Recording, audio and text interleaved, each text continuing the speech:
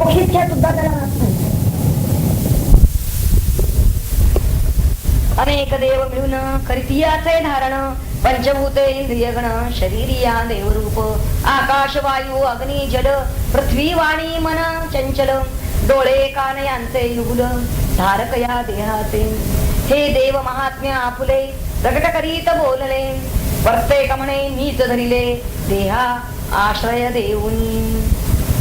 पुढचा जो मंत्र येतो ज्यामध्ये तान वरिष्ठ प्राणा वाच या सगळ्यामध्ये प्राणच हा एक श्रेष्ठत्वाने.